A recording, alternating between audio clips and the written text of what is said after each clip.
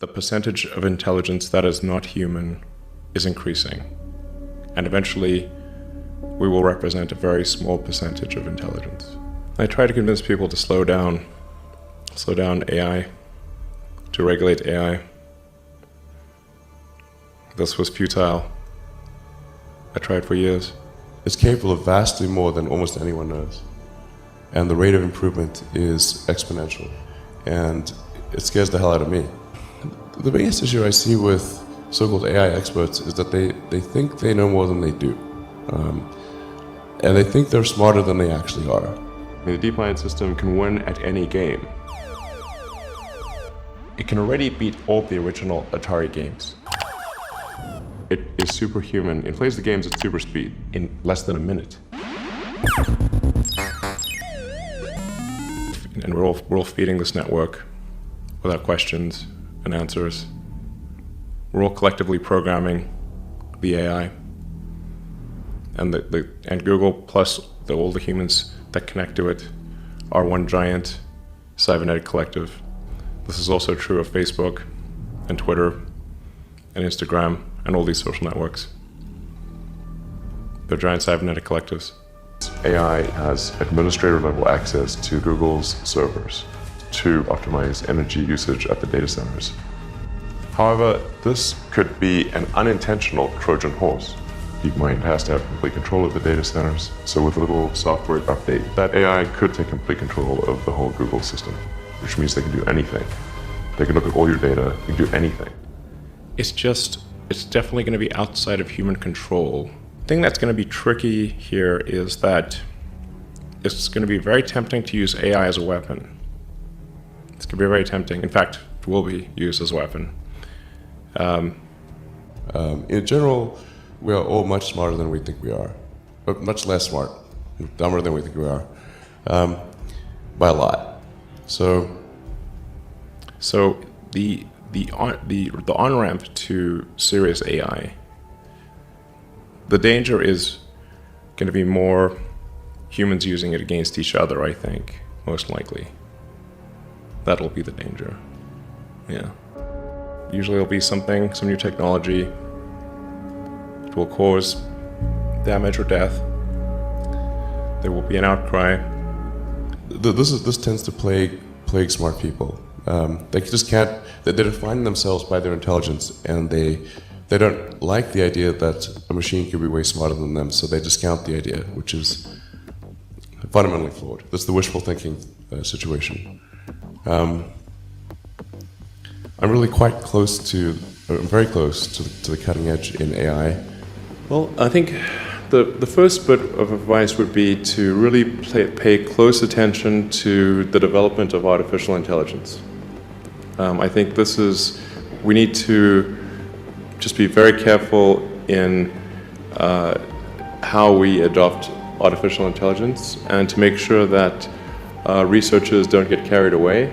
Because sometimes what happens is a scientist can get so engrossed in their work, they don't necessarily realize the ramifications of what they're doing. So I think it's important for public safety that governments keep a close eye on artificial intelligence and make sure that it does not represent a danger to the public. But what to do about mass unemployment? This is going to be a massive social challenge. And I think ultimately we will have to have some kind of universal basic income. I don't think we're going to have a choice. Universal basic income. Universal basic income. I think it's going to be necessary. There will be fewer and fewer jobs that a robot cannot do better. That's simply and I want to be clear that these are not things that I wish would happen. These are simply things that I think probably will happen. And if my assessment is correct and they probably will happen, then we need to say, what are we going to do about it? And I think some kind of a universal basic income is going to be necessary. Now the output of goods and services will be extremely high. So with automation, there will come abundance. There will be almost everything will get very cheap.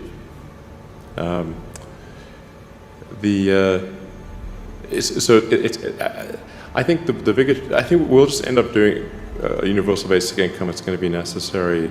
The harder challenge, much harder challenge, is how do people then have meaning?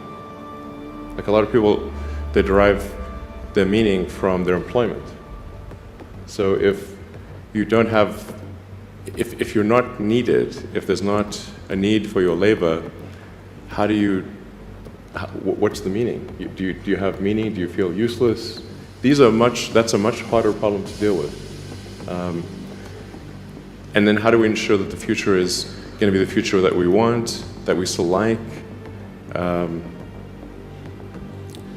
No, I mean, I do think that there's a potential path here which is, and we're really getting into science fiction or sort of advanced science stuff, but having some sort of merger with biological intelligence and machine intelligence. To some degree, we are already a cyborg. You think of like the digital tools that you have, your phone, your computer, the applications that you have, like the fact that, as I was mentioning earlier, you can ask a question and instantly get an answer from Google or from other things. And so you already have a digital tertiary layer. I say tertiary because you can think of the limbic system, kind of the animal brain or the primal brain, and then the cortex, kind of the thinking, planning part of the brain, and then your digital self as a third layer. So you already have that, and if somebody dies, their digital ghost is still around. All of their emails and the pictures that they posted and their social media, that still lives, even if if they died. So over time, I think we'll probably see a closer merger of biological intelligence and digital intelligence. And it's mostly about the bandwidth, the speed of the connection between your brain and the digital extension of yourself. Particularly output. And output, if anything, is getting worse. We used to have like keyboards that we'd use a lot. Now we do most of our input through our thumbs on a phone. And that's just very slow. A computer can communicate at 1 trillion bits per second, but your thumb can maybe do, 10 bits per second or 100 if you're being generous. So some high bandwidth interface to the brain, I think, will be something that helps achieve a symbiosis between human and machine intelligence, and maybe solves the control problem and the usefulness problem. I'm not really all that worried about the short-term stuff. Things that are, like narrow AI is not a species-level risk. It will result in dislocation, in lost jobs, and that sort of better weaponry and that kind of thing. But it is not a fundamental species-level risk, whereas digital superintelligence is. So it's really all about laying the groundwork to make sure that if humanity collectively decides that creating digital superintelligence is the right move, then we should do so very, very carefully. Very, very carefully. This is the most important thing that we could possibly do. And that AI risk is that I guess this sort of a benign AI, and that we're able to achieve a symbiosis with that AI. Ideally, the AI.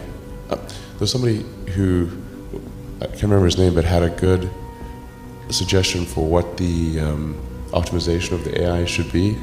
What's its utility function? You have to be careful about this, because if you say maximize happiness, and the AI concludes that happiness is a function of dopamine and serotonin, so it just captures all humans and injects your brain with large amounts of dopamine and serotonin. Like, okay, it's not what we meant.